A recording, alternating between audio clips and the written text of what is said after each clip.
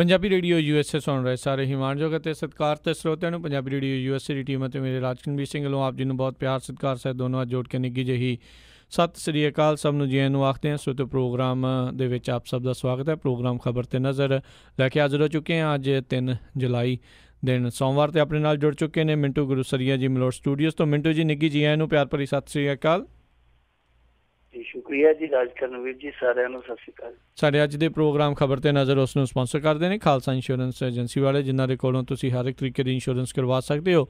Insurance ਬਾਰੇ ਪਤਾ ਕਰਨ ਲਈ ਕਾਲ ਕਰੋ ਨੰਬਰ 408 272 2500। ਇਸ ਦੇ ਨਾਲ ਕ੍ਰਿਸ਼ਨ ਧਨੋਤਾ ਜੀ ਯੂਨੀਵਰਸਿਟੀ, ਅਮਰਜੀਤ ਸਿੰਘ ਦਸਾਂਝ ਯੂਨੀਵਰਸਿਟੀ, ਸੁੱਚਾ ਸਿੰਘ ਜੀ ਫਰੈਜ਼ਨੋ ਤੋਂ, ਗੁਰਵਿੰਦਰ ਸਿੰਘ ਅਵਤਾਰ ਸਿੰਘ ਚਾਂਦੀ ਆਰਨਵ ਐਕਸਪ੍ਰੈਸ ਵਾਲੇ ਕੋਚੈਲਾ ਤੋਂ, ਜੱਸੀ ਗਿੱਲ ਪਲੰਬਿੰਗ ਵਾਲੇ ਬੇਕਰਸਫੀਲਡ ਤੋਂ, ਲਾਲੀ ਸਿੱਧੂ ਜੀ ਬੇਕਰਸਫੀਲਡ ਤੋਂ, ਪ੍ਰੀਤਮ ਸਿੰਘ ਤਲਵਿੰਦਰ ਸਿੰਘ ਗਿੱਲ ਬੇਕਰਸਫੀਲਡ ਤੋਂ ਅਤੇ ਗੁਰਪਾਲ ਸੋਹਲ ਜੀ ਕਲੋਵਿਸ ਤੋਂ। ਇਹਨਾਂ ਸਾਰਿਆਂ ਦਾ ਬਹੁਤ ਬਹੁਤ ਧੰਨਵਾਦ। ਜੇਕਰ ਤੁਸੀਂ ਜਾਂ ਕੋਈ ਹੋਰ ਕਾਰੋਬਾਰ ਇਸ ਪ੍ਰੋਗਰਾਮ ਨੂੰ ਸਪਾਂਸਰ ਕਰਨਾ ਚਾਹੁੰਦੇ ਹੋ, ਸੰਪਰਕ ਕਰੋ ਨੰਬਰ 408 722 7698 ਦੇ ਉੱਤੇ। ਮਿੰਟੂ ਗੁਰੂਸਰੀਆ ਜੀ, ਗੱਲਬਾਤ ਦਾ ਸਿਲਸਿਲਾ ਆਪਾਂ ਸ਼ੁਰੂ ਕਰਦੇ ਹਾਂ। 1962 ਤੋਂ ਬਾਅਦ ਕਿਹਾ ਜਾ ਰਿਹਾ ਵੀ ਭਾਰਤ ਅਤੇ ਚੀਨ ਦਰਮਿਆਨ ਪਹਿਲੀ ਵਾਰੀ ਇੰਨਾ ਲੰਮਾ ਖਿਚਾਵ ਹੋਇਆ। ਚੀਨ ਨੇ ਜੰਗ ਦੀ ਧਮਕੀ ਦੇ ਦਿੱਤੀ। ਕਹਿੰਦੇ ਹੁੰਦੇ ਨਾ, ਮਨਜੀਤ ਰੂਪਵਾਲੀ ਨੇ ਇੱਕ ਵਾਰੀ ਗਾਣਾ ਗਾਇਆ ਸੀਗਾ ਕਿ ਐਬ ਤਾਂ ਇੱਕ ਚੰਦਰਾ ਤੂੰ ਤੇ ਦੋ ਲਾਈ ਫਿਰਦਾ। ਤੇ ਉਸ ਤਰ੍ਹਾਂ ਜਿਵੇਂ ਕਹਿ ਸਕਦੇ ਹਾਂ ਆਪਾਂ ਕਿ ਗਵਾਂਢੀ ਤੇ ਇੱਕ ਚੰਦਰਾ ਤੂੰ ਦੋ ਸਿਰ ਤੇ ਬਿਠਾਈ ਫਿਰਦਾ। ਇੱਕ ਉਧਰਲੇ ਪਾਸੇ ਪਾਕਿਸਤਾਨ ਹੈ, ਦੂਜੇ ਪਾਸੇ ਚੀਨ ਆ। ਹੁਣ ਚੀਨ ਦੇ ਨਾਲ ਜਿਹੜੀ ਸਮੱਸਿਆ, ਇਹ ਵੈਸੇ ਤੇ ਬਹੁਤ ਪੁਰਾਣੀ ਸਮੱਸਿਆ, 1.5 ਸਦੀ ਤੋਂ ਮੇਰੇ ਖਿਆਲ ਦੇ ਨਾਲ ਵੱਧ ਸਮੇਂ ਦਾ ਇਹ ਪੁਰਾਣਾ ਵਿਵਾਦ ਚੱਲਦਾ, ਖਾਸ ਤੌਰ ਤੇ ਹੱਦਬੰਦੀ ਨੂੰ ਲੈ ਕੇ, ਸੀਮਾ ਨੂੰ ਲੈ ਕੇ। ਪਰ ਜਿਸ ਦੌਰ ਦੇ ਵਿੱਚ ਅੱਜ ਇਹ ਮਸਲਾ ਵਿਗੜ ਗਿਆ, ਉਸ ਦੌਰ ਦੇ ਵਿੱਚੋਂ ਬਹੁਤ ਸਾਰੀ ਸੰਭਾਵਨਾ ਜਿਹੜੀ ਹੈ ਉਹ ਇਹੋ ਹੀ ਹੈ ਕਿ ਦੂਰੀਆਂ ਜਿਹੜੀਆਂ ਹਾਲ ਦੀ ਘੜੀ ਮਿਟਦੀਆਂ ਨਜ਼ਰ ਨਹੀਂ ਆਉਂਦੀਆਂ। ਮਸਲਾ 1 ਜੂਨ ਤੋਂ ਸ਼ੁਰੂ ਹੋਇਆ ਸੀਗਾ। ਸਿੱਕਮ ਦੇ ਇਲਾਕੇ ਦੇ ਵਿੱਚ ਇਹ ਦੋਵੇਂ ਫੌਜਾਂ ਆਮੋ ਸਾਹਮਣੇ ਹੋਈਆਂ। ਉਹ ਵੀਡੀਓ ਵੀ ਤੁਸੀਂ ਦੇਖੀ ਹੋਣੀ ਆ। ਅਸਲ ਦੇ ਵਿੱਚ ਕਹਾਣੀ ਕੀ ਹੈ ਕਿ ਉੱਥੇ ਜੋ ਦੋ ਕਲਾਮ ਆ, ਉਹਨੂੰ ਦੋ ਕਲਾਮ ਵੀ ਕਹਿ ਦਿੰਦੇ ਆ। ਦੋ ਕਲਾਮ ਦੇ ਵਿੱਚ ਇਹ ਇੱਕ ਸੜਕ ਬਣਾਉਂਦੇ ਪਏ ਆ। ਜੇ ਉਹ ਸੜਕ ਬਣਦੀ ਹੈ ਤਾਂ ਇਹਨਾਂ ਨੂੰ, ਭਾਰਤ ਵਾਲਿਆਂ ਨੂੰ ਇਹ ਆ ਕਿ ਆਉਣ ਵਾਲੇ ਸਮੇਂ ਦੇ ਵਿੱਚ ਇਹਨਾਂ ਦੀਆਂ ਤੋਪਾਂ ਜਿਹੜੀਆਂ ਉਹ ਬਿਲਕੁਲ ਸਾਡੇ ਉਹਨਾਂ ਇਲਾਕਿਆਂ ਤੱਕ ਪਹੁੰਚ ਜਾਣਗੀਆਂ ਜਿੱਥੋਂ ਅਸੀਂ ਉੱਤਰੀ ਪੂਰਬੀ ਰਾਜਾਂ ਦੇ ਨਾਲ ਜੁੜਦੇ ਹਾਂ, ਜਾ ਕੇ ਜਿੱਥੇ ਭੂਟਾਨ ਦੇ ਨਾਲ ਬਾਰਡਰ ਲੱਗਦਾ, ਜਿੱਥੇ ਉੱਤਰੀ ਪੂਰਬੀ ਰਾਜਾਂ ਦੇ ਨਾਲ ਜਾ ਕੇ ਜੁੜਾਵ ਹੁੰਦਾ।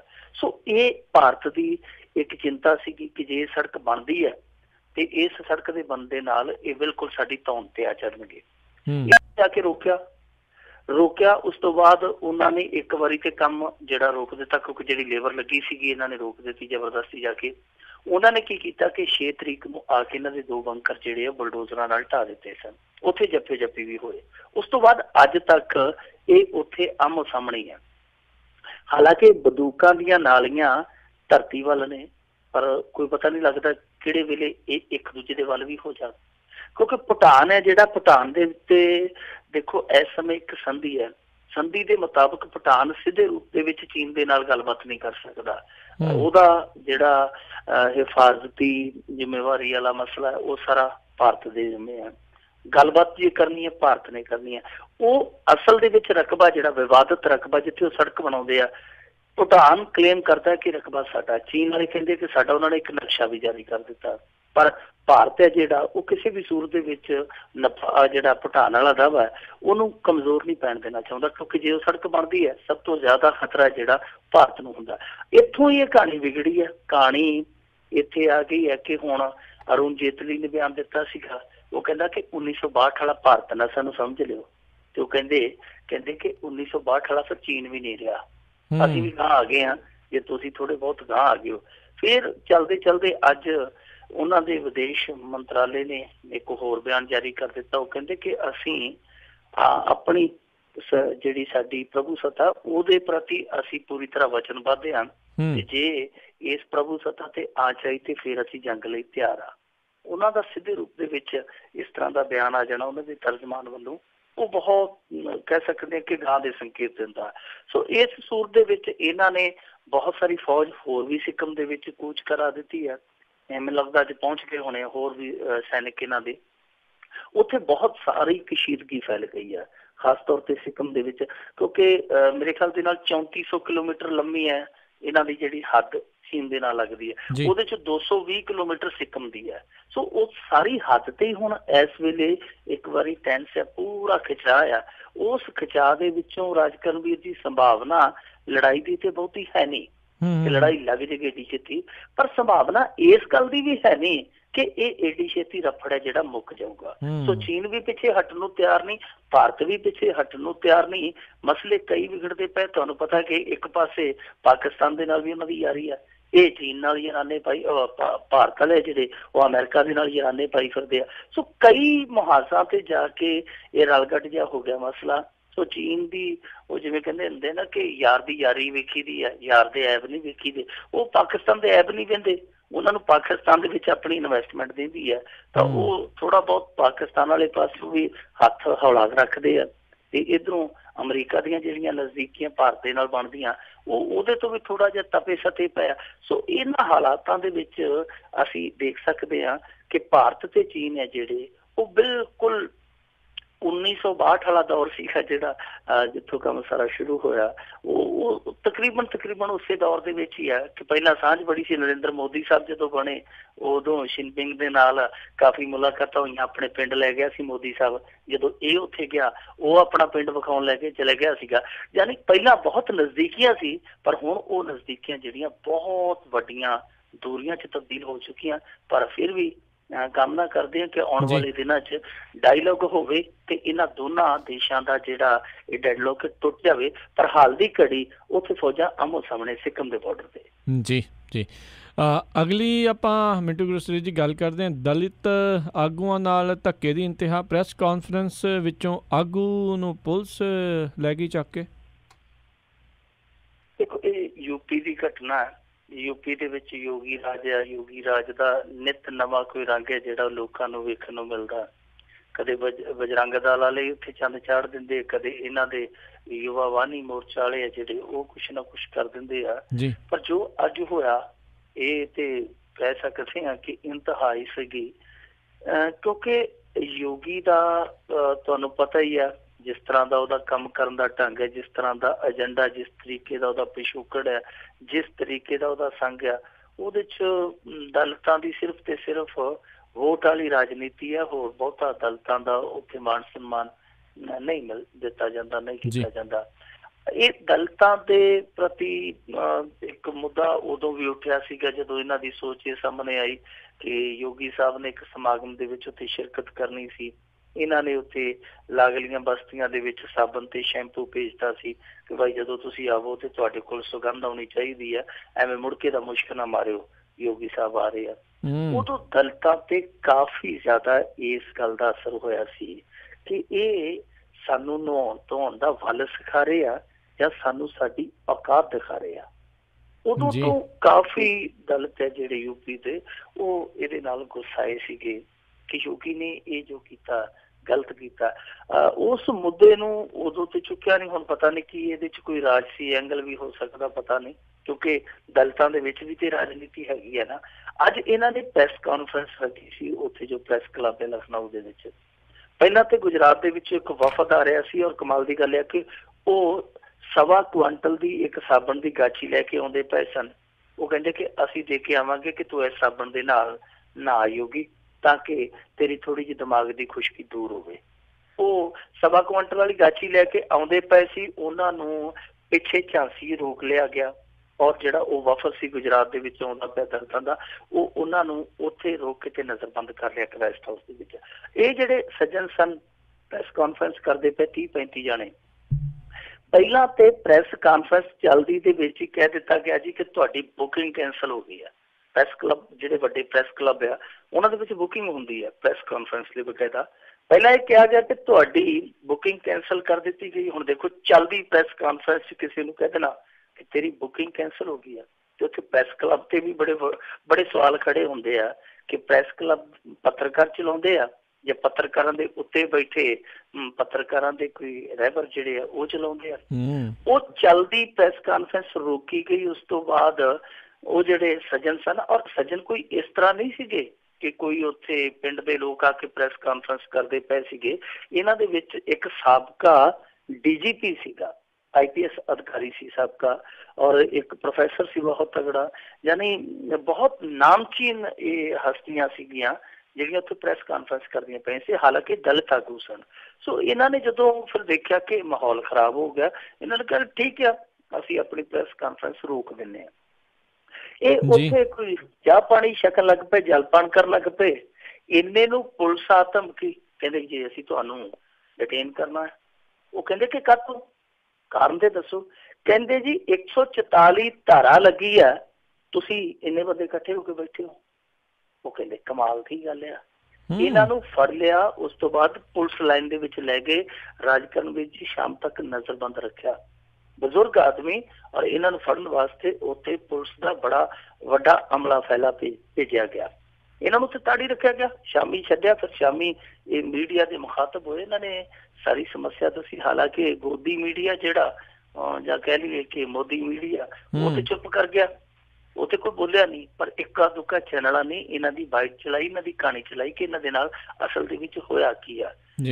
ਦੇਖੋ ਰਾਜਕਰਨਵੀਰ ਜੀ, ਪਹਿਲੀ ਗੱਲ ਤੇ ਇਹ ਆ, ਬੜੀ ਅਟਪਟੀ ਗੱਲ ਹੈ ਕਿ ਕੋਈ ਪ੍ਰੈਸ ਕਾਨਫਰੰਸ ਚੱਲਦੀ ਪਈ ਹੈ ਤੇ ਉਹਦੇ ਚੱਲਦੀ ਪ੍ਰੈਸ ਕਾਨਫਰੰਸ ਦੇ ਵਿੱਚ ਕਹਿ ਦੇਣਾ ਕਿ ਤੁਹਾਡੀ ਬੁਕਿੰਗ ਕੈਂਸਲ ਹੋ ਗਈ ਆ। ਇਹ ਇਕੱਲਾ ਉੱਥੋਂ ਦੀ ਸਰਕਾਰ ਤੇ ਸਵਾਲ ਨਹੀਂ, ਉੱਥੋਂ ਦੇ ਪੱਤਰਕਾਰ ਭਾਈਚਾਰੇ ਤੇ ਵੀ ਸਵਾਲ ਆ ਜੀ। ਦੂਸਰੀ ਗੱਲ ਇਹ ਆ ਕਿ ਦੇਖੋ ਦਫਾ 44 ਲਾ ਦਿੰਦੇ ਆ, ਬਹੁਤ ਥਾਵਾਂ ਤੇ ਇਸ ਤਰ੍ਹਾਂ ਦੇ ਲੱਗ ਜਾਂਦੀ ਹੈ ਕਿ ਦਫਾ 44 ਕਦੇ ਕਿਸੇ ਬਿਲਡਿੰਗ ਦੇ ਅੰਦਰ ਵੀ ਲੱਗੀ ਹੈ, ਔਰ ਖਾਸ ਤੌਰ ਤੇ ਕਦੇ ਪ੍ਰੈਸ ਕਲੱਬ 'ਚ ਵੀ ਲੱਗੀ ਹੈ। ਇਸ ਹਿਸਾਬ ਦੇ ਨਾਲ ਤੇ ਹੋ ਸਕਦਾ ਹੈ ਕਿ ਪ੍ਰੈਸ ਕਲੱਬ ਤੋਂ ਬਾਅਦ ਜੇ ਕਿਤੇ ਦਲਿਤਾਂ ਦੇ ਘਰ ਦੇ ਵਿੱਚ 8-10 ਜਣੇ ਬੈਠੇ ਹੋਣ ਜਾਂ 8-10 ਜੀ ਹੋਣ ਇਹਨਾਂ ਦੇ, ਉੱਥੇ 44 ਲਾ ਦੇਣਗੇ ਕਿ ਭਾਈ ਕੱਲਾ ਕੱਲਾ ਜੀ ਹੋਵੋ ਝੋਪੜੀ ਦੇ ਵਿੱਚ, ਤੁਹਾਨੂੰ ਇੱਕ ਥਾਂ ਤੇ ਅਸੀਂ ਬਹਿਣ ਨਹੀਂ ਦੇਣਾ। ਇਹ ਬਹੁਤ ਹੀ, ਮੈਂ ਕਹਾਂਗਾ ਕਿ ਬਹੁਤ ਹੀ ਵੱਡੀ ਲੋਕਤੰਤਰ ਤੇ ਸੱਟ ਆ ਜੋ ਅੱਜ ਹੋਇਆ। ਹਾਲਾਂਕਿ ਇਹਦੀ ਚਰਚਾ ਜਿੰਨੀ ਹੋਣੀ ਚਾਹੀਦੀ ਸੀ ਉਹ ਨਹੀਂ ਹੋਈ। ਅੱਗੇ ਦਲਿਤਾਂ ਨੇ ਉੱਥੇ ਰੈਲੀ ਕੀਤੀ ਸੀ ਜੰਤਰ ਮੰਤਰ ਤੇ, 55,000 ਬੰਦਾ ਉੱਥੇ ਇਕੱਠਾ ਹੋਇਆ ਰਾਜਕਰਨਵੀਰ ਜੀ। ਕਿਸੇ ਅਖਬਾਰ ਨੇ ਉਹਨਾਂ ਦੀ ਫੋਟੋ ਤੱਕ ਨਹੀਂ ਲਾਈ, ਦੇਖ ਲਓ। ਜਦ ਕਿ 55,000 ਦਾ ਇਕੱਠ ਥੋੜਾ ਨਹੀਂ ਹੁੰਦਾ। ਸੋ ਇਹ ਬਹੁਤ ਹੀ, ਮੈਂ ਕਹਾਂਗਾ ਕਿ ਤੁਸ਼ਟੀ ਕਰਨ ਵਾਲੀ ਰਾਜਨੀਤੀ ਹੈ ਕਿ ਇੱਕ ਪਾਸੇ ਤੇ ਤੁਸੀਂ ਕਹਿੰਦੇ ਹੋ ਕਿ ਅਸੀਂ ਰਾਸ਼ਟਰਪਤੀ ਦਲਿਤ ਬਣਾ ਰਹੇ ਹਾਂ, ਤੇ ਦੂਸਰੇ ਪਾਸੇ ਤੁਸੀਂ ਉਹਨਾਂ ਦੇ ਦਲਿਤ ਜਿਹੜੇ ਪੜ੍ਹੇ ਲਿਖੇ ਆਗੂ ਔਰ ਜਿਹੜੇ ਬਜ਼ੁਰਗ ਆਗੂ, ਤੁਸੀਂ ਉਹਨਾਂ ਦੀ ਆ ਇੱਜ਼ਤ ਕਰਨ ਡਏ ਹੋ। ਪ੍ਰੈਸ ਕਾਨਫਰੰਸ ਕਰਨ ਦਾ ਹੱਕ ਸਾਰਿਆਂ ਨੂੰ। ਪੁਲਿਸ ਹੁਣ ਕਹਿੰਦੀ ਇਹ ਇਜਾਜ਼ਤ ਨਹੀਂ ਲਈ ਸੀਗੀ, ਇਹ ਯੋਗੀ ਦੇ ਘਰ ਨੂੰ ਮਾਰਚ ਕਰ ਰਹੇ ਸੀਗੇ। ਦੇਖੋ ਉਹ ਤੇ ਪ੍ਰੈਸ ਕਾਨਫਰੰਸ ਕਰਦੇ ਪਏ ਸੀ। ਹਾਂ ਠੀਕ ਆ, ਜੇ ਉਹਨਾਂ ਨੇ ਇਜਾਜ਼ਤ ਨਹੀਂ ਲਈ ਸੀ, ਜਦੋਂ ਉਹ ਯੋਗੀ ਦੇ ਘਰ ਨੂੰ ਜਾਂਦੇ ਤੁਸੀਂ ਰਸਤੇ 'ਚ ਉਹਨਾਂ ਨੂੰ ਫੜ ਸਕਦੇ ਸੀ, ਗ੍ਰਿਫਤਾਰ ਕਰ ਸਕਦੇ ਸੀ। ਉੱਥੇ ਜਾ ਕੇ ਪ੍ਰੈਸ ਕਲੱਬ ਦੇ ਵਿੱਚ ਫੜਨਾ, ਇਹ ਬਹੁਤ ਵੱਡਾ, ਮੈਂ ਕਹਾਂਗਾ ਕਿ ਇੱਕ ਤਰ੍ਹਾਂ ਨਾਲ ਜਮਹੂਰੀ ਹੱਕਾਂ ਦਾ ਕਤਲ ਆ। ਪਰ ਇੱਥੇ ਇਹ ਆਮ ਹੋ ਗਿਆ। ਜਿਹੜੀ ਗੱਲ ਆਪਾਂ ਕਰਦੇ ਸਾਂ ਦਲਿਤਾਂ ਦੀ ਕਿ ਇੱਕ ਪਾਸੇ ਰਾਸ਼ਟਰਪਤੀ ਬਣਾਉਣ ਦੀ, ਤਾਂ ਮੇਰੇ ਖਿਆਲ ਦੇ ਨਾਲ ਇਹਨਾਂ ਦੀ ਨਜ਼ਰ ਦੇ ਵਿੱਚ ਦਲਿਤ ਉਹ ਆ ਜਿਹੜਾ ਮਨੂਵਾਦੀ ਆ, ਜਿਹੜਾ ਮਨੁੱਖੀਵਾਦੀ ਹੈ, ਉਹ ਇਹਨਾਂ ਦੀ ਨਜ਼ਰ 'ਚ ਦਲਿਤ ਨਹੀਂ, ਚਾਹੇ ਉਹ ਜਿੱਦਾਂ ਮਰਜ਼ੀ ਪਛੜਿਆ ਦਲਿਤ ਹੈ। ਜੀ ਬਿਲਕੁਲ ਜੀ, ਇੱਥੇ ਤਾਂ ਦੂਜੇ ਕਤਲ ਆਮ ਨੇ, ਜਮਹੂਰੀਅਤ ਦਾ ਕਤਲ ਤਾਂ ਹੋਣਾ ਹੀ ਹੋਣਾ ਆ। ਮਿੰਟੂ ਜੀ, ਅਗਲੀ ਆਪਾਂ ਗੱਲ ਕਰੀਏ ਵੀ ਕਹਿੰਦੇ ਕਬੂਤਰ ਨੇ ਉਜਾੜਿਆ ਘਰ, ਮਾਂ ਬਾਪ ਦੀ ਮੌਤ, ਬੱਚੇ ਸਖਤ ਜ਼ਖਮੀ। ਸਿਆਣੇ ਬਜ਼ੁਰਗ ਕਿਆ ਕਰਦੇ ਸਨ ਕਿ ਕਬੂਤਰ ਉਜਾੜ ਪਾਲਦੇ ਆ। ਮੈਂ ਬਹੁਤ ਵਾਰੀ ਉਹਨਾਂ ਦੇ ਮੂੰਹ ਗੱਲ ਸੁਣੀ ਆ ਜੀ, ਬਹੁਤ ਵਾਰੀ। ਹੁਣ ਤੇ ਸ਼ਾਇਦ ਬਜ਼ੁਰਗ ਵੀ ਮੇਰੇ ਖਿਆਲ ਦੇ ਨਾਲ ਸ਼ੌਕੀਨ ਹੋ ਗਏ ਆ। ਬਹੁਤ ਵਾਰੀ ਮੈਂ ਗੱਲ ਸੁਣਦਾ ਹੁੰਦਾ ਸੀ ਛੋਟਾ ਹੁੰਦਾ ਕਿ ਜਿਹੜੇ ਕਬੂਤਰ ਹੁੰਦੇ ਆ ਉਜਾੜ ਪਾਲਦੇ ਆ। ਸਾਨੂੰ ਨਹੀਂ ਸੀ ਪਤਾ ਉਦੋਂ ਕਿ ਇਹ ਕੋਈ ਵਿਚਾਰਾਂ ਬਣੀਆਂ ਨੇ, ਹਨਾ। ਪਰ ਆ ਦੇਖ ਲਓ, ਕਬੂਤਰ ਨੇ ਪਰਿਵਾਰ ਉਜਾੜਿਆ। ਹੋਇਆ ਕਿ ਮਾਨਸਾ ਦੇ ਵਿੱਚ ਇੱਕ ਬੱਚੇ ਨੂੰ ਇਹ ਲੱਤ ਲੱਗੀ। ਇਹ ਲੱਤ ਆ, ਸ਼ੌਂਕ ਨਹੀਂ। ਸ਼ੌਂਕ ਕਈ ਵਾਰੀ ਸ਼ੌਂਕ ਦੀ ਸੀਮਾ ਟੱਪ ਕੇ ਲੱਤ ਬਣ ਜਾਂਦਾ, ਲੱਤ ਤੋਂ ਟੱਪ ਕੇ ਕਈ ਵਾਰੀ ਜਨੂਨ ਬਣ ਜਾਂਦਾ। ਜਦੋਂ ਜਨੂਨ ਬਣ ਜਾਂਦਾ ਉਦੋਂ ਫਿਰ ਤੁਹਾਨੂੰ ਪਤਾ ਹੀ ਹੈ, ਜਨੂਨ ਦੇ ਵਿੱਚ ਬਹੁਤ ਕੁਛ ਹੋ ਜਾਂਦਾ। ਬੱਚਾ 10 ਸਾਲ ਦਾ ਸੀ, ਕਬੂਤਰ ਰੱਖੇ ਹੋਏ ਸਨ। ਕਬੂਤਰ ਕਿਸੇ ਦੀ ਛੱਤ ਤੇ ਚਲਾ ਗਿਆ। ਕਬੂਤਰਾਂ ਵਾਲਿਆਂ ਨੂੰ ਬੜੀ ਭੈੜੀ ਆਦਤ ਹੈ ਰਾਜਕਰਨਵੀਰ ਜੀ, ਇਹ ਤੇ ਘੰਟਾ ਸੂਰਜ ਵੱਲ ਵੇਖੀ ਜਾਂਦੇ ਆ। ਐਸੀ ਇਹਨਾਂ ਦੀ ਲਿਵ ਲੱਗ ਜਾਂਦੀ ਕਬੂਤਰਾਂ ਦੇ ਵਿੱਚ। ਸੋ ਇਹਨਾਂ ਨੂੰ ਪਤਾ ਲੱਗ ਜਾਂਦਾ ਕਿ ਮੇਰਾ ਕਬੂਤਰ ਹੈ, ਫਲਾਣੇ ਦਾ ਕਬੂਤਰ ਹੈ, ਧਮਕਾਣੇ ਦਾ ਕਬੂਤਰ ਹੈ। ਉਹ ਕਬੂਤਰ ਕਿਸੇ ਦੂਜੀ ਛੱਤ ਤੇ ਜਾ ਕੇ ਬੈਠਾ ਸੀਗਾ। ਇਹ ਬੱਚਾ ਚਲੇ ਗਿਆ, ਕਬੂਤਰ ਫੜਨ ਗਿਆ, ਪਤਾ ਨਹੀਂ ਹੁਣ ਇਹਦਾ ਸੀਗਾ ਜਾਂ ਕਿਸੇ ਹੋਰ ਦਾ ਸੀ। ਇਹ ਚਲੇ ਗਿਆ ਤੇ ਦੱਸਦੇ ਆ ਕਿ ਉੱਥੇ ਇਹ ਕਰੰਟ ਦੀ ਚਪੇਟ ਦੇ ਵਿੱਚ ਆ ਗਿਆ। ਜਿਹੜਾ ਮਾਂ-ਬਾਪ ਸੀਗਾ, ਜਦੋਂ ਉਹਨੇ ਵੇਖਿਆ ਕਿ ਬੱਚਾ ਤਾਰਾਂ ਦੇ ਵਿੱਚ ਉਲਝ ਗਿਆ, ਉਹ ਅੱਬੜ ਵਾਏ ਭੱਜਿਆ। ਦੋਵੇਂ ਜੀ ਭੱਜੇ ਜਾ ਕੇ ਉਹਨਾਂ ਨੇ ਇਸ ਬੱਚੇ ਨੂੰ ਤਾਰ ਦੇ ਨਾਲੋਂ ਉਤਾਰ ਲਿਆ, ਪਰ ਆਪ ਦੋਵੇਂ ਜੀ ਕਰੰਟ ਦੀ ਚਪੇਟ 'ਚ ਆ ਗਏ, ਉਹ ਦੋਵੇਂ ਮਰ ਗਏ। ਬੱਚਾ ਬਹੁਤ ਜ਼ਿਆਦਾ ਸੀਰੀਅਸ ਸੀਗਾ। ਵੈਸੇ ਹੁਣ ਦੱਸਦੇ ਕਿ ਹਾਲਤ ਉਹਦੀ ਥੋੜ੍ਹੀ ਠੀਕ ਆ, ਹਸਪਤਾਲ ਦੇ ਵਿੱਚ ਜ਼ੇਰੇ ਇਲਾਜ ਆ। ਪਰ ਇੱਕ ਸਨਕ ਨੇ ਦੇਖੋ ਮਾਂ ਬਾਪ ਦਾ ਸਾਇਆ ਜਿਹੜਾ ਉਹ ਖੋਹ ਲਿਆ। ਸੋ ਕਬੂਤਰਬਾਜ਼ੀ ਦੇ ਜਿਹੜੇ ਸ਼ੌਕੀਨ ਆ, ਮੇਰੇ ਖਿਆਲ ਦੇ ਨਾਲ ਉਹਨਾਂ ਦੇ ਲਈ ਇਹ ਕਹਿਰਵਾਨ ਖਬਰ ਹੈ ਜਿਹੜੀ ਇੱਕ ਸਬਕ ਸਾਬਤ ਹੋ ਸਕਦੀ। ਠੀਕ ਆ, ਸ਼ੌਂਕ ਹੈ, ਸ਼ੌਂਕ ਦੀ ਇੱਕ ਸੀਮਾ ਹੋਣੀ ਚਾਹੀਦੀ ਹੈ। ਇਸ ਸੀਮਾ ਨੂੰ ਨਾ ਪਾਰ ਕਰੋ, ਕਿਉਂਕਿ ਸ਼ੌਂਕ ਤੋਂ ਜਨੂਨ ਬਣਿਆ ਬਹੁਤ ਵਾਰੀ ਨੁਕਸਾਨ ਕਰ ਜਾਂਦਾ। ਜਿਵੇਂ ਇਸ ਘਰ ਦੇ ਵਿੱਚ ਇੱਕੋ ਮਿੰਟ 'ਚ ਹੋਣੀ ਇਸ ਤਰ੍ਹਾਂ ਵਰਤੀ ਕਿ ਬੱਚਾ ਦੇਖ ਲਓ ਇਕੱਲਾ ਰਹਿ ਗਿਆ, ਮਾਂ ਬਾਪ ਹੈ ਜਿਹੜਾ ਉਹ ਕਬੂਤਰ ਲੈ ਗਿਆ। ਜੀ ਜੀ। ਅਗਲੀ ਆਪਾਂ ਗੱਲ ਮਿੰਟੂ ਗੁਰਸਰੀਆ ਜੀ ਕਰਦੇ ਹਾਂ। ਭਗਵੰਤ ਮਾਨ ਦਾ ਕੈਪਟਨ ਤੇ ਹਮਲਾ, ਇਹ ਗੁਪਤ ਸਮਝੌਤੇ ਕਰਕੇ ਸੱਤਾ ਦੇ ਵਿੱਚ ਆਏ ਆ। ਦੇਖੋ ਇਹ ਤੇ ਹੁਣ ਹਮਲੇ ਕਰਨਗੇ, ਹਲੇ ਇਸ ਤਰ੍ਹਾਂ ਦੇ ਕਰਨਗੇ ਕਿਉਂਕਿ ਕੈਪਟਨ ਅਮਰਿੰਦਰ ਸਿੰਘ ਦੀ ਸਰਕਾਰ ਹੈ ਜਿਹੜੀ ਉਹ ਕੁਛ ਇਹੋ ਜਿਹੇ ਮੌਕੇ ਆਪ ਹੀ ਬਣਾ ਰਹੀ ਹੈ। ਇਹਨਾਂ ਨੇ ਇੱਕ ਬਿਆਨ ਨੂੰ ਕੋਟ ਕੀਤਾ, ਉਹ ਕਿਹੜਾ ਬਿਆਨ ਸੀਗਾ? ਕੈਪਟਨ ਅਮਰਿੰਦਰ ਸਿੰਘ ਦਾ ਇੱਕ ਦਿਨ ਪਹਿਲਾਂ ਬਿਆਨ ਆਇਆ ਸੀਗਾ ਕਿ ਅਸੀਂ ਬਦਲਾਖੋਰੀ ਦੀ ਸਿਆਸਤ ਤੋਂ ਦੂਰ ਰਵਾਂਗੇ, ਸਾਡੀ ਜਿਹੜੀ ਤਵੱਜੋ ਹੈ ਉਹ ਨਵਾਂ ਪੰਜਾਬ ਬਣਾਉਣ ਦੀ ਹੈ। ਇਸ ਤਰ੍ਹਾਂ ਦਾ ਕੋਈ ਬਿਆਨ ਆਇਆ ਸੀਗਾ। ਉਸ ਨੂੰ ਆਧਾਰ ਬਣਾ ਕੇ ਭਗਵੰਤ ਮਾਨ ਨੇ ਕਿਹਾ ਕਿ ਇਹ ਆਪਸ ਦੇ ਵਿੱਚ ਰਲ ਕੇ ਖੇਡਣ ਵਾਲੇ ਲੋਕ ਆ ਤੇ ਅਸਲ ਦੇ ਵਿੱਚ ਅਸੀਂ ਉਸਾਰੂ ਭੂਮਿਕਾ ਨਿਭਾਵਾਂਗੇ, ਇਹ ਤੇ ਰਲੇ ਹੋਏ ਆ। ਕਿਉਂਕਿ ਇਹ ਪਹਿਲਾਂ ਕਹਿੰਦੇ ਸੀ ਅਸੀਂ ਏਦਾਂ ਕਰ ਦਿਆਂਗੇ, ਅਸੀਂ ਓਦਾਂ ਕਰ ਦਿਆਂਗੇ, ਹੁਣ ਕਹਿੰਦੇ ਆ ਕਿ ਅਸੀਂ ਬਦਲਾਖੋਰੀ ਦੀ ਰਾਜਨੀਤੀ ਨਹੀਂ ਕਰਨੀ। ਤੇ ਜਾਪਦਾ ਤੇ ਕਦੇ ਕਦੇ ਇਸੇ ਤਰ੍ਹਾਂ ਹੀ ਆ।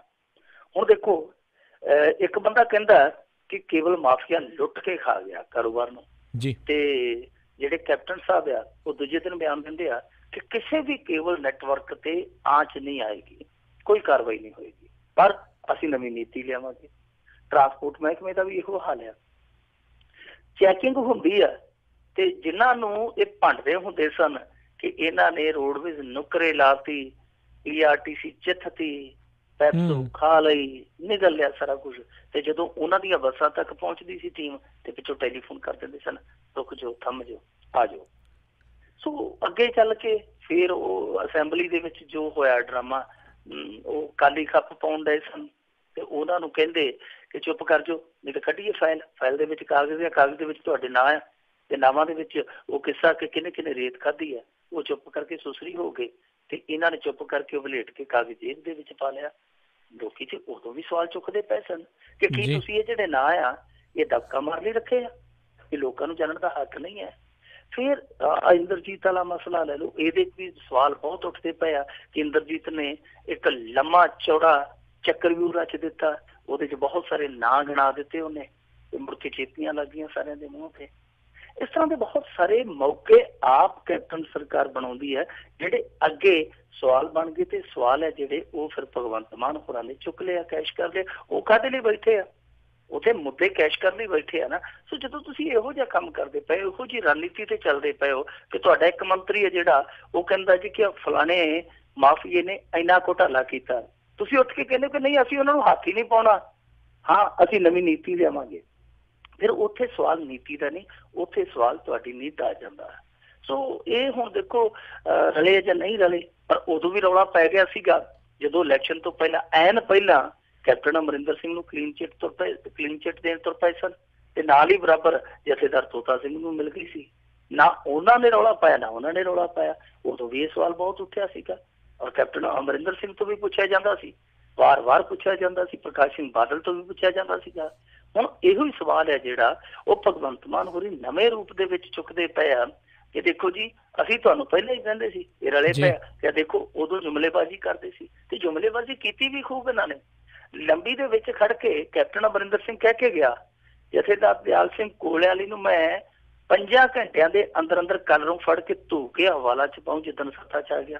ਹੋਇਆ ਕੀ ਕਿ ਸਭ ਤੋਂ ਪਹਿਲਾਂ ਜਿਹੜੀ ਕਲੀਨ ਚਿੱਟ ਮਿਲੀ ਇਸ ਕਾਰਜਕਾਲ ਦੇ ਵਿੱਚ ਕੈਪਟਨ ਦੇ, ਤਾਂ ਸਭ ਤੋਂ ਪਹਿਲੀ ਕਲੀਨ ਚਿੱਟ ਮਿਲੀ ਜਥੇਦਾਰ ਦਿਆਲ ਸਿੰਘ ਕੋਲਿਆਲੀ ਨੂੰ। ਲੋਕ ਸਵਾਲ ਉਦੋਂ ਵੀ ਚੁੱਕਦੇ ਸਨ ਕਿ ਦੇਖੋ ਜਦੋਂ ਹੁਣ ਤੁਸੀਂ ਕਮਿਸ਼ਨ ਬਣਾਇਆ ਬਰਗਾੜੀ ਜਾਂਚ ਕਰਵਾਉਣੀ ਆ, ਬੇਅਦਬੀਆਂ ਦੀ ਅਸੀਂ ਜਾਂਚ ਕਰਵਾਉਣੀ ਆ, ਤੇ ਜਦੋਂ ਤੁਸੀਂ ਇਹ ਗੱਲ ਕਹਿੰਦੇ ਸੀਗੇ कि भाई जिदन मैं सत्ता च आ गया ਜਿਹੜੇ ਜ਼ਿੰਮੇਵਾਰ ਖਾਸ ਤੌਰ ਤੇ ਬਾਦਲ ਪਿਓ ਪੁੱਤ ਇਹ ਤੇ ਉਦੋਂ ਤੁਹਾਨੂੰ ਬਾਹਰ ਦਿਸਦੇ ਨੇ। ਲੋਕ ਹੁਣ ਇਸ ਚੀਜ਼ ਦਾ ਬਹੁਤ ਵੱਡਾ ਇਹ ਪੁੰਛਣ ਕਰਕੇ ਸਿੱਟਾ ਕੱਢਦੇ ਪਏ ਆ ਕਿ ਕੈਪਟਨ ਅਮਰਿੰਦਰ ਸਿੰਘ ਇਲੈਕਸ਼ਨ ਤੋਂ ਪਹਿਲਾਂ ਵਾਲਾ ਕੈਪਟਨ ਆ ਕਿ ਜਾਂ ਉਹ ਹੋਣ ਵਾਲਾ ਸਹੀ ਕੈਪਟਨ ਆ ਜਿਹੜਾ ਰਾਜਨੀਤਿਕ ਰੰਗ ਦਿਖਾ ਰਿਹਾ। ਸੋ ਮੇਰੇ ਖਿਆਲ ਦੇ ਨਾਲ ਕੈਪਟਨ ਅਮਰਿੰਦਰ ਸਿੰਘ ਉਹ ਸੀ ਇੱਕ ਜਿਹੜਾ ਉਸ ਸਮੇਂ ਉਮੀਦਾਂ ਵੇਚਦਾ ਪਿਆ ਸੀ। ਇੱਕ ਕੈਪਟਨ ਅਮਰਿੰਦਰ ਸਿੰਘ ਇਹ ਆ ਜਿਹੜਾ ਇਸ ਸਮੇਂ ਨਿਰਾਸ਼ਾ ਵੇਚਣ ਡਿਆ। ਸੋ ਇਹ ਹੁਣ ਕੈਪਟਨ ਅਮਰਿੰਦਰ ਸਿੰਘ ਨੇ ਮਿੱਥ ਕੇ ਚੱਲਣਾ ਹੈ ਕਿ ਜੋ ਇਹ ਮਿੱਥਾਂ ਬਣਦੀਆਂ ਜਾ ਰਹੀਆਂ, ਜੋ ਆਪ ਹੀ ਇਹ ਮਿੱਥਾਂ ਬਣਵਾ ਰਹੇ ਆ, ਜਿਹੜੀਆਂ ਮਿੱਥਾਂ ਬਣਦੀਆਂ ਜਾ ਰਹੀਆਂ ਇਹਨਾਂ ਮਿੱਥਾਂ ਨੂੰ ਤੋੜਨਾ ਕਿਵੇਂ ਆ, ਇਹ ਕੈਪਟਨ ਅਮਰਿੰਦਰ ਸਿੰਘ ਤੇ ਨਿਰਭਰ ਆ। ਪਰ ਬਹੁਤ ਜ਼ਿਆਦਾ ਲੇਟ ਹੋ ਰਿਹਾ ਕੈਪਟਨ ਅਮਰਿੰਦਰ ਸਿੰਘ। ਲੋਕਾਂ ਨੂੰ ਜਿੰਨੀ ਆਸ ਸੀ, ਉਮੀਦ ਸੀ ਕਿ ਕੈਪਟਨ ਅਮਰਿੰਦਰ ਸਿੰਘ ਉਹੀ ਜਲਵਾਯੂ ਜੁੰਬਸ਼ ਦਿਖਾਏਗਾ ਜੋ 2002 ਦੇ ਵਿੱਚ ਦੇਖਿਆ ਸੀ ਲੋਕਾਂ ਨੇ, ਪਰ ਹਾਲ ਦੀ ਘੜੀ ਉਹ ਦਰਸ਼ਨ ਮੇਲੇ ਨਹੀਂ ਹੋਏ। ਲੋਕ ਇਸ ਚੀਜ਼ ਤੋਂ ਆਸਮੰਦ ਆ ਕਿ ਸ਼ਾਇਦ ਕੈਪਟਨ ਅਮਰਿੰਦਰ ਸਿੰਘ ਖਿਆਲ ਕਰੇਗਾ। ਹਾਲ ਦੀ ਘੜੀ ਕੈਪਟਨ ਅਮਰਿੰਦਰ ਸਿੰਘ ਹੈ ਜਿਹੜਾ ਉਹ ਇੱਕ ਰਾਜਨੇਤਾ ਦੇ ਤੌਰ ਤੇ ਤਾਂ ਨਹੀਂ ਜਾਂਦਾ, ਪਰ ਉਹ ਜਿਹੜਾ ਕੈਪਟਨ ਹੈ ਉਹਦੇ ਕਿਰਦਾਰ ਚੋਂ ਕੈਪਟਨ ਕਿਤੇ ਨਾ ਕਿਤੇ ਗਾਇਬ ਹੈ। ਜੀ ਜੀ। ਅਗਲੀ ਆਪਾਂ ਮਿੰਟੂ ਗੁਰੂ ਸਰੇਜ ਜੀ ਗੱਲ ਕਰੀਏ ਵੀ ਪੰਜਾਬ ਦੇ ਮਜ਼ਦੂਰ ਦੀ ਝੋਲੀ ਖਾਲੀ ਆ ਤੇ ਸਰਕਾਰ ਨੇ ਉਹਨਾਂ ਦੇ ਹੀ ਜਿਹੜੇ ਕਰੋੜਾਂ ਰੁਪਏ ਆਪਣੇ ਕੋਲ ਰੱਖੇ ਆ। ਦੇਖੋ ਮਜ਼ਦੂਰ ਦੀ ਝੋਲੀ ਹਮੇਸ਼ਾ ਹੀ ਰਾਜ ਕਰਨਵੀਰ ਸਿੰਘ ਜੀ ਖਾਲੀ ਰਹਿੰਦੀ ਹੈ ਜੀ। ਇਹ ਅਸਲ ਦੇ ਵਿੱਚ ਨਾ ਇੱਕ ਰਵਾਇਤ ਚੱਲੀ ਸੀਗੀ ਕਿ ਜਿਹੜੇ ਕਿਰਤੀ ਆ ਖਾਸ ਤੌਰ ਤੇ ਉਸਾਰੀ ਦੇ ਕਿਰਤੀ, ਉਸਾਰੀ ਚ ਲੱਗੇ ਕਿਰਤੀ, ਕਿ ਉਹਨਾਂ ਦੇ ਲਈ ਇੱਕ ਲੋਕ ਭਲਾਈ ਫੰਡ ਬਣਾਇਆ ਜਾਵੇ ਜਾਂ ਮਜ਼ਦੂਰ ਭਲਾਈ ਫੰਡ ਬਣਾਇਆ ਜਾਵੇ ਸੈਸ ਇਕੱਠਾ ਕਰਕੇ, ਕਿ ਜਦੋਂ ਵੀ ਕਿਤੇ ਕੋਈ ਅਹੋਣੀ ਵਾਪਰਦੀ ਆ ਤਾਂ ਮਜ਼ਦੂਰ ਨੂੰ ਮਾਲੀ ਇਮਦਾਦ ਦਿੱਤੀ ਜਾਵੇ। ਤੇ ਕਮਾਲ ਦੀ ਗੱਲ ਇਹ ਹੋਈ ਕਿ 1995-96 ਤੋਂ ਸ਼ੁਰੂ ਹੋਇਆ ਕੇਂਦਰੀ ਸੈਸ, ਪੰਜਾਬ ਦੀ ਗੱਲ ਆਪਾਂ ਬਾਅਦ ਚ ਕਰਦੇ ਹਾਂ, ਕਿ ਉਹ ਅਰਬਾਂ ਰੁਪਈਏ ਜੁੜ ਗਿਆ। ਰਾਜ ਕਰਨਵੀਰ ਜੀ ਇਸ ਸਾਲ ਸੁਪਰੀਮ ਕੋਰਟ ਚ ਬਕਾਇਦਾ ਸੁਣਵਾਈ ਹੋਈ ਆ ਤੇ ਸੁਣਵਾਈ ਚ ਕੈਗ ਜਿਹੜੀ ਕਿ ਹਿਸਾਬ ਕਿਤਾਬ ਕਰਦੀ ਆ, ਕੈਗ ਨੂੰ ਇਹ ਹੁਕਮ ਦਿੱਤੇ ਗਏ ਆ ਕਿ ਜਾ ਕੇ ਪਤਾ ਕਰੋ ਜਿਹੜੀ ਉਹ ਮਜ਼ਦੂਰਾਂ ਵਾਲੀ ਸਕੀਮ ਸੀ ਉਸ ਸਕੀਮ ਕਿਹੜਾ ਲਾ ਗਿਆ, 19,000 ਕਰੋੜ ਰੁਪਈਆ ਗਿਆ ਤੇ ਗਿਆ ਕਿੱਧਰ ਆ, ਉਹਦਾ ਪਤਾ ਹੀ ਕੋਈ ਨਹੀਂ, ਕਿਉਂਕਿ ਇਸੇ ਸਕੀਮ 'ਚ ਵਰਤਿਆ ਗਿਆ ਜਾਂ ਉਹ ਸਕੀਮ ਦਾ ਸ਼ਿਕਾਰ ਹੀ ਹੋ ਗਿਆ, ਕਿਉਂਕਿ ਬਹੁਤ ਸਾਰਾ ਪੈਸਾ ਜਾਨੀ 19,000 ਕਰੋੜ ਦੇ ਕਰੀਬ ਸੀਗੇ ਰਕਮ, ਔਰ ਸੁਪਰੀਮ ਕੋਰਟ 'ਚ ਬਕਾਇਦਾ ਕੇਸ ਚੱਲਦਾ ਪਿਆ। ਹੁਣ ਹਾਲ ਜੁਦਾ ਇੱਥੇ ਪੰਜਾਬ ਦੇ ਵਿੱਚ ਵੀ ਨਹੀਂ। ਹਾਂ ਠੀਕ ਆ, ਉਸ ਕੜੀ ਦੇ ਨਾਲੋਂ ਥੋੜੇ ਜਿਹੇ ਵੱਖਰੇ ਆ। ਪੰਜਾਬ ਦੇ ਵਿੱਚ ਜਿਹੜਾ ਸੈਸ ਲੱਗਾ ਸੀਗਾ ਉਸ ਸੈਸ ਦਾ ਰੁਪਈਆ ਇਹਨਾਂ ਨੇ ਇਕੱਤਰ ਕੀਤਾ ਸੀ 1,000 ਕਰੋੜ ਰੁਪਈਆ। 1,000 ਕਰੋੜ ਰੁਪਈਆ ਜਿਹੜਾ ਇਕੱਤਰ ਕੀਤਾ ਸੀ ਉਹਦੇ ਚੋਂ 449 ਕਰੋੜ ਰੁਪਈਏ ਤੇ ਇਹਨਾਂ ਨੇ ਵਰਤ ਲਿਆ, ਜਿਹਦੇ ਚੋਂ ਮੇਰੇ ਖਿਆਲ ਦੇ ਨਾਲ 450 ਕਰੋੜ ਰੁਪਈਆ ਮਜ਼ਦੂਰਾਂ ਦੇ ਕਲਿਆਣ ਵਾਸਤੇ ਇਹਨਾਂ ਨੇ ਖਰਚ ਕੀਤਾ। ਬਾਕੀ ਉਹ ਜਿਹੜਾ ਮਜ਼ਦੂਰਾਂ ਦਾ ਆਪਦਾ ਇਹਨਾਂ ਨੇ ਲੇਬਰ ਵੈਲਫੇਅਰ ਬੋਰਡ ਬਣਾਇਆ ਉਹਦਾ ਪ੍ਰਸ਼ਾਸਕੀ ਢਾਂਚਾ ਚਲਾਉਣ ਦੇ ਵਿੱਚ ਇਹਨਾਂ ਨੇ ਖਰਚ ਕਰ ਦਿੱਤਾ। ਪਰ ਫਿਰ ਵੀ ਬਾਵਜੂਦ ਇਸਦੇ 570 ਕਰੋੜ ਰੁਪਈਆ ਬਕਾਇਆ ਪਿਆ, ਯਾਨੀ ਅਣਵਰਤਿਆ ਪਿਆ।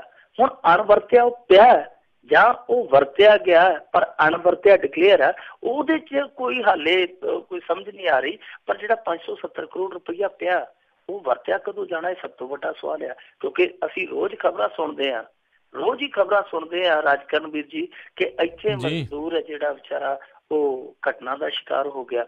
ਕਦੇ ਉਹ ਫੈਕਟਰੀ ਦੇ ਵਿੱਚ ਬੋਇਲਰ ਫਟ ਜਾਂਦਾ ਤੇ ਉੱਥੇ ਸੜ ਕੇ ਮਰ ਜਾਂਦਾ, ਕਦੇ ਇਮਾਰਤ ਡਿੱਗ ਜਾਂਦੀ ਹੈ ਉਹਦੇ ਥੱਲੇ ਆ ਕੇ ਦਬ ਕੇ ਮਰ ਜਾਂਦਾ।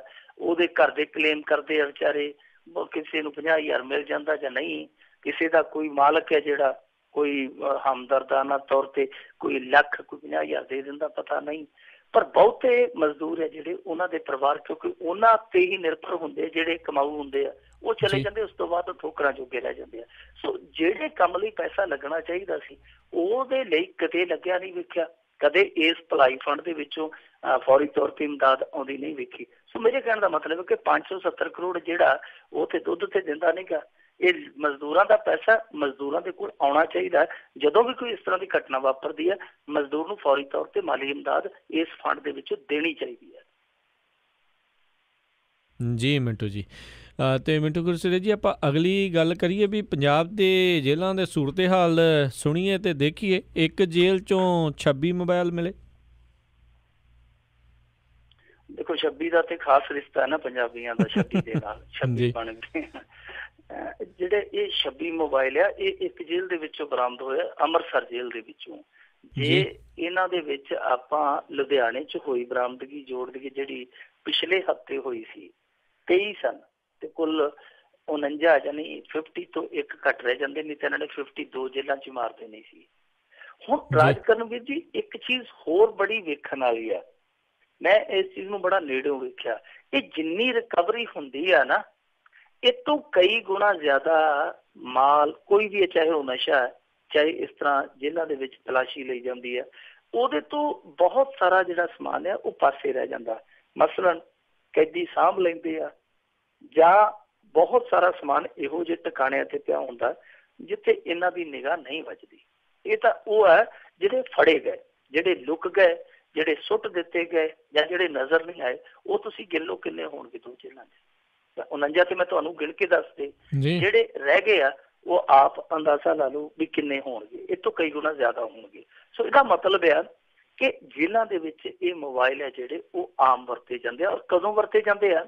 ਜਦੋਂ ਇਹ ਦਾਅਵਾ ਕਰਦੇ ਕਿ ਅਸੀਂ ਤੇ ਜੇਲ੍ਹ ਦੇ ਵਿੱਚ ਬੀੜੀ ਨਹੀਂ ਜਾਣ ਦਿੰਦੇ, ਬੀੜੀ ਵੀ ਮਨਾ ਇਹਨਾਂ ਨੇ ਕਰ ਦਿੱਤੀ ਆ ਕਿ ਅਸੀਂ ਬੀੜੀ ਵੀ ਨਹੀਂ ਜਾਣ ਦਿੰਦੇ। ਹੁਣ ਜਦੋਂ ਤੁਸੀਂ ਬੀੜੀ ਨਹੀਂ ਜਾਣ ਦਿੰਦੇ ਤੇ ਇਹ ਜਿਹੜੇ ਮੋਬਾਈਲ ਆ ਇਹ ਉੱਤੋਂ ਕਿੱਥੋਂ ਡਿੱਗਦੇ ਆ, ਇਹ ਤੇ ਦੱਸੋ ਜ਼ਰਾ। ਹੁਣ ਸਭ ਤੋਂ ਵੱਡੀ ਗੱਲ ਇਹ ਆ ਕਿ ਮੋਬਾਈਲ ਜਾਂਦੇ ਕਿੱਦਾਂ, ਕਿਉਂਕਿ ਇੱਕ ਕੈਦੀ ਹੈ ਜਿਹੜਾ ਬਾਹਰੋਂ ਜਾਂਦਾ ਉਹਦੀ ਤੇ 4-4 ਵਾਰੀ ਤਲਾਸ਼ੀ ਹੁੰਦੀ ਹੈ। ਹੁਣ ਇਹ ਮੋਬਾਈਲ ਜਾਣੇ ਕਿਵੇਂ ਆ, ਇਹ ਸਭ ਤੋਂ ਬਿਹਤਰ ਤਰੀਕਾ ਜਿਹੜਾ ਉਹ ਜਾਣਦੇ ਇਹਨਾਂ ਦੇ ਜੇਲ੍ਹ ਦੇ ਆਪਦੇ ਕਰਮਚਾਰੀ।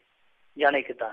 ਉਹ ਕੀ ਕਰਦੇ ਕਿ ਜਦੋਂ ਰਾਤ ਨੂੰ ਜਾਂਦੇ ਜੇਲ੍ਹ ਦੇ ਵਿੱਚ, ਜਿਹੜਾ ਡਿਊਟੀ ਤੇ ਹੁੰਦਾ ਅੱਧਾ ਕੁ ਸਮਾਨ ਉਹਨੂੰ ਦੇ ਦਿੰਦੇ, ਵਿੱਚੋਂ ਹਿੱਸਾ ਪੱਤੀ, ਅੱਧਾ ਕੁ ਜਿਹੜਾ ਅੱਗੇ ਗੇਟ ਤੇ ਖੜਾ ਹੁੰਦਾ ਉਹਨੂੰ ਦੇ ਦਿੰਦੇ ਆ, ਬਾਕੀ ਧੌਂਦਾ ਜਿਹੜਾ ਬਚਦਾ ਉਹ ਆਪਦੀ ਜੇਬ 'ਚ ਪਾ ਲੈਂਦੇ ਆ ਤੇ ਜਿੱਥੇ ਰੱਖਣਾ ਹੁੰਦਾ ਰੱਖ ਕੇ ਤੇ ਅਗਲੇ ਨੂੰ ਸੈਨਤ ਮਾਰ ਕੇ ਅਗਲੇ ਦਿਨ ਸਮਝਾ ਦਿੰਦੇ ਕਿ ਫਲਾਣੀ ਥਾਂ ਤੇ ਫਲਾਣੇ ਬੂਟੇ ਦੇ ਨਾਲ ਰੱਖ ਦਿੱਤਾ, ਉੱਥੇ ਜਾ ਕੇ ਚੱਕ ਲੈ ਜੀ। ਇਸ ਤਰ੍ਹਾਂ ਜਾਂਦੇ ਆ ਮੋਬਾਈਲ ਸਾਰਾ। ਜਾਨੀ ਇਹ ਜਿਹੜਾ ਮੋਬਾਈਲਾਂ ਦਾ ਤੰਤਰ ਆ ਇਹ ਆਪ ਹੀ ਅੰਦਰ ਜਾ ਕੇ ਬੁਣਦੇ ਆ। ਹੁਣ ਅੱਜ ਤੱਕ ਇਹਨਾਂ ਤੋਂ ਇਹ ਨਹੀਂ ਸ਼ਨਾਖਤ ਹੋਈ ਕਿ ਕਿਹੜੇ ਬੰਦੇ ਇਹੋ ਜਿਹੇ ਆ ਜਿਹੜੇ ਜੇਲ੍ਹਾਂ ਦੇ ਵਿੱਚ ਮਾਲ ਗੱਡੀਆਂ ਦਾ ਕੰਮ ਕਰਦੇ ਆ, ਫਿਰ ਇਸ ਤੋਂ ਨਕਮਾ ਮਹਿਕਮਾ ਕਿਹੜਾ ਹੋਊ।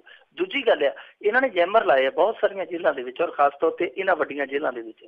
ਉਹ ਜੈਮਰ ਜਿਹੜੇ ਆ ਉਹ 3G ਨੈਟਵਰਕ ਤੱਕ ਤੇ ਜਾਮ ਕਰਦੇ ਆ, ਪਰ ਹੁਣ ਪੰਜਾਬ ਤਰੱਕੀ ਦੀਆਂ ਰਾਹਾਂ ਤੇ, ਤਰੱਕੀ ਦੀਆਂ ਬੁਲੰਦੀਆਂ ਤੇ ਉਹ 4G ਦੇ ਵਿੱਚ ਆ। 4G ਨੈਟਵਰਕ ਉਹ ਜਾਮ ਹੀ ਨਹੀਂ ਕਰਦੇ। ਸੋ ਜਦੋਂ ਤੁਹਾਡੇ ਜੈਮਰ ਹੈ ਜਿਹੜੇ ਉਹ ਅਪਗ੍ਰੇਡ ਹੀ ਨਹੀਂ ਹੋਏ ਤੇ ਉਹਦੇ 'ਚ ਦੋਸ਼ ਕਿਹਦਾ? ਸੋ ਇੱਥੇ ਇੱਕ ਸਮੱਸਿਆ ਜਿਹੜੀ ਉਹ ਹੋਰ ਵੀ ਹੈ ਰਾਜ ਕਰਨਵੀਰ ਜੀ, ਕੱਲੀ ਇਹ ਨਹੀਂ ਕਿ ਉਹ ਮੋਬਾਈਲ ਘਰਦਿਆਂ ਦੀ ਵਰਤਦੇ ਆ ਜਾਂ ਆਪਣੀਆਂ ਮਹਿਬੂਬਾਂ ਦੇ ਨਾਲ ਗੱਲ ਕਰਦੇ, ਐਸਾ ਨਹੀਂ ਹੈ। ਦੇਖੋ ਉੱਥੇ ਸਮੱਸਿਆ ਕੀ ਹੈ? ਸਮੱਸਿਆ ਇਹ ਹੈ ਕਿ ਜਿਹੜੇ ਗੈਂਗਸਟਰ ਆ ਉਹ ਇੰਟਰਨੈਟ ਕਾਲਿੰਗ ਕਰਦੇ ਆ। ਇੰਟਰਨੈਟ ਕਾਲਿੰਗ ਤੁਹਾਨੂੰ ਬਿਹਤਰ ਪਤਾ ਕਿ ਇੰਟਰਨੈਟ ਕਾਲਿੰਗ ਹੈ ਜਿਹੜੀ ਉਹ ਟ੍ਰੇਸ ਨਹੀਂ ਹੁੰਦੀ, ਜਿੱਦਾਂ WhatsApp ਕਾਲ ਆ, Facebook ਕਾਲ ਆ, Skype ਕਾਲ ਆ, ਉਹ ਇਹਨਾਂ ਦੇ ਰਡਾਰ ਤੇ ਆਉਂਦੀ ਨਹੀਂ। ਉਹ ਬਹੁਤ ਈਜ਼ੀਲੀ ਜਿਹੜੇ ਬਾਹਰ ਉਹਨਾਂ ਦੇ ਬੰਦੇ ਆ ਉਹਨਾਂ ਨੂੰ ਦਿਸ਼ਾ ਨਿਰਦੇਸ਼ ਦੇ ਦਿੰਦੇ ਆ ਕਿ ਇਹਨੂੰ ਚੱਕ ਲਓ, ਇਹਨੂੰ ਰੱਖ ਲਓ, ਇੱਥੇ ਏਦਾਂ ਕਰ ਦਿਓ, ਉੱਥੇ ਏਦਾਂ ਕਰ ਦਿਓ। ਉਹ ਆਪਣਾ ਮਤਲਬ ਕਿ ਇੱਕ ਰਾਬਤਾ ਕਾਇਮ ਕਰੀ ਬੈਠੇ ਆ ਜੇਲ੍ਹ ਦੇ ਵਿੱਚ ਬੈਠੇ ਵੀ। ਸੋ ਇਹ ਸਭ ਤੋਂ ਵੱਡਾ, ਸਭ ਤੋਂ ਖਤਰਨਾਕ ਪਹਿਲੂ ਇਸ ਕਹਾਣੀ ਦਾ। ਦੂਜੀ ਗੱਲ ਹੈ ਜਿਹੜੀ, ਦੂਜੀ ਗੱਲ ਇਹ ਆ ਕਿ ਦੇਖੋ ਉੱਥੇ ਫੋਟੋਆਂ ਪੈਂਦੀਆਂ ਨੇ। ਇੱਕ ਸੱਜਣ ਨੇ ਤੇ ਉੱਥੇ ਜੇਲ੍ਹ ਦੇ ਵਿੱਚ ਕੇਕ ਕੱਟਿਆ ਬਕਾਇਦਾ ਤੇ ਫੋਟੋ ਪਾ ਕੇ ਉਹਦੇ ਫੇਸਬੁੱਕ ਤੇ ਕੈਪਸ਼ਨ ਦਿੱਤੀ ਸੀ, ਯਾਰ ਕੇ ਜੇਲ੍ਹ ਮੇਂ। ਸੋ ਇਸ ਤਰ੍ਹਾਂ ਦਾ ਮਾਹੌਲ ਬਣਿਆ ਹੋਇਆ।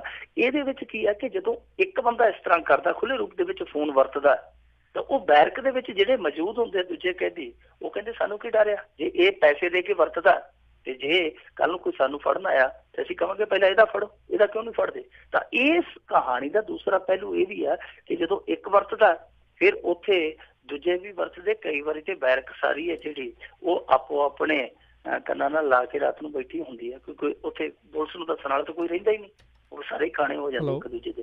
ਸੋ ਇਹ ਜੇਲ੍ਹਾਂ ਦਾ ਜਿਹੜਾ ਨੈਟਵਰਕ ਆ, ਇਹ ਜੋ ਅੰਦਰਲਾ ਨੈਟਵਰਕ ਆ, ਉਹ ਇਸ ਸਮੇਂ।